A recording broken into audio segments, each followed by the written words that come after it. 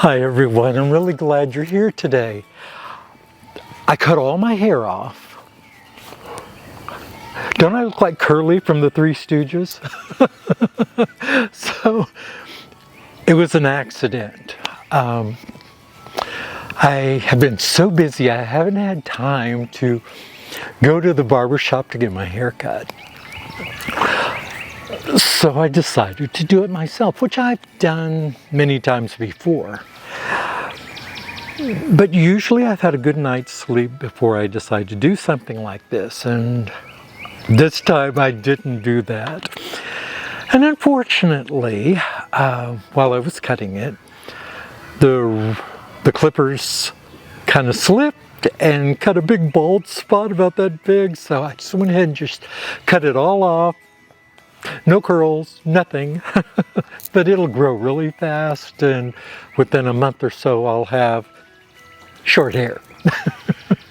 But the reason I wanted to talk to you all today was to talk about the pricing of soaps. Probably one question that I get the most locally is, why does my ivory soap cost me less than $1 a bar and your bar costs upwards of $10? It's a good question, right? I've got good answers. As we both all know, both, me and you all.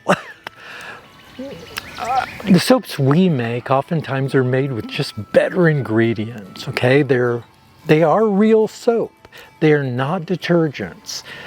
Even baby soaps, which I'm going to be following up this video with another one just on baby soaps. They're full of things that not all of us, me included, can tolerate on our skin. I am very sensitive to pretty much everything. And that's why my grandmother and my mother taught me how to soap at a young age and do other things because, well, it was a necessity for my skin. And my mother too had very sensitive skin. Even though we weren't blood related, she was my adopted mother, we both shared one thing in common, and that's that we were both super sensitive to detergents like laundry detergents or anything like that. Even way back then in the 1960s when I was born, things weren't made very skin safe, and even less so in some areas than now. So that being said, we hand make our soaps, and that takes time. We're making them one bar at a time, one loaf at a time, one slab at a time, or one giant block at a time, but we're making our soaps individually, and they're generally for a small group. Now, some of my soaps, like my unscented Bison Pure soap, everybody buys that. Not everybody, but a lot of people buy that soap. Even the ones that like my scented soaps like the plain soap as well. Sometimes for a family member that may be sensitive or other things. But I also sell a lot of essential oil soaps, which is what we're going to talk about here today. And this ties in with pricing. Now, this bottle of 10X orange essential oil from Brambleberry is about empty. I've got another one, a full one, ready to go. Not full. They don't sell these full. They have exactly 7 pounds in them, which comes up to about here. So even when they're brand new, they are not full to the top. That's probably for another video, but anyway, that's that. They're not doing anything wrong. It's 80 ounces. I've weighed it. I've measured it. It is what they say it is. But this bottle, the is $410 for 80 ounces of essential oil. And I have figured out to share with you all what that actually means. Oh, one second here. If I can get my tablet open. Okay. And get my reading glasses on here. Okay.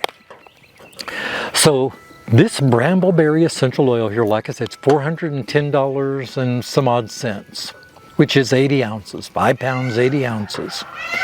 Peacocks. That comes out to, when you divide it by 80 ounces, that $410 comes to $5.12 per ounce. My Winston and Walter soap mold that I use holds 403 ounces. 280 ounces of that is oil. You all know how soap recipes work, or if you don't, you'll learn. We'll talk about that too. But that slab takes 13 ounces of this to make my orange bison soap. Okay, so 13 ounces times the $5.12 ounces comes to $66.62 per slab. Okay, each slab makes 50 bars of soap. 50 bars of soap, or 66.62, the price of those essential oils, divided by 50 bars of soaps comes to $1.33 per bar. Okay, so $1.33 of every bar of that orange bison soap is just the essential oil. Okay, that's why we can't sell our bars of soap for $1. Okay, but let's go on. Let's go on. There's more. Now, I get my cardamom essential oil from Bulk Apothecary. I like theirs the best. I've tried several others. And the same with this orange essential oil, this 10X from Brambleberry. I think it's the best orange essential oil you can get. I've tried a multitude of others. This is the best for me, for what I like and what my customers like.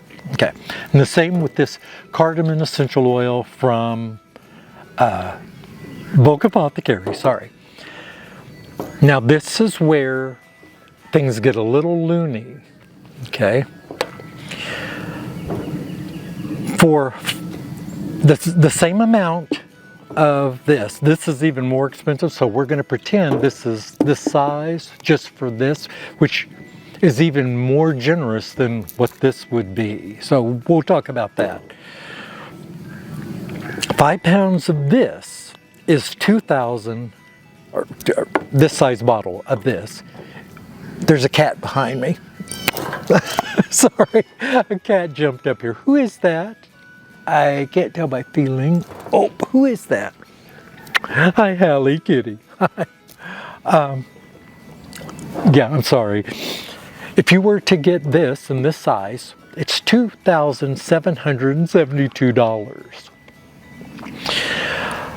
That would be $34.65 per ounce of an 80-ounce bottle. Okay? A slab of soap, like I said, in this case would take 14 ounces of essential oil. Okay? 14 times $34.65 is $485.18 per slab of soap just for the essential oils. That breaks down to $9.70 per bar of soap. So if I made a bar with 100% cardamom, which I've done for specific customers, I generally blend it with other less expensive other essential oils such as lavender or cedarwood. But when they want pure cardamom essential oil, $9.70 of that 1 bar of soap is $9.70 just for the essential oils. Then when you figure in the tallow and the work and all the other things, you're talking about a $20 bar of soap. Not a lot of people want to pay $20 for a bar of soap. Some do. Those are my specialty customers that come to me and say, can you do this? Can you make, that's why I have this smaller bottle. I also have a larger bottle of it. Sorry, there is a no-see-um flying around my face. So this stuff is really expensive. So something to keep in mind when people are asking you about the pricing of your soap.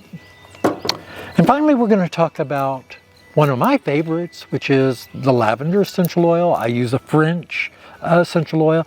I generally get the organic. I have both the organic and the inorganic, and I'll be honest with you, the organic is actually less expensive than the non-organic.